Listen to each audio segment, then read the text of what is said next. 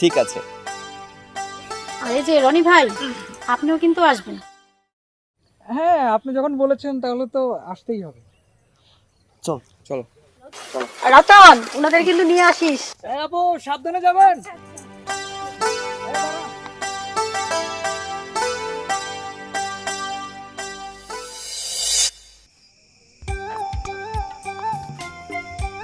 এতলা রাখছিস ঘুমাইছুন না কি বলতেছ ওইটা একটা অ্যাসাইনমেন্ট, মানে কালকে কি কাজ করবো সেটা কি বেন অ্যাসাইনমেন্ট।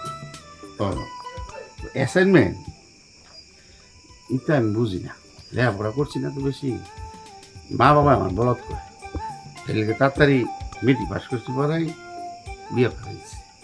বউ আমার স্মার্ট বানাই বেসায় ধরুন না কি পড়াইছি তা কি পড়ায় এটা তো অনেক ভালো লাগছে, অনেক সুন্দর না, লাগছে। আমার স্মার্ট বানাইছে। আর কথা কথা খালি আমার রাইগে যায়, কোনো কথা হইলো ম্যাডাম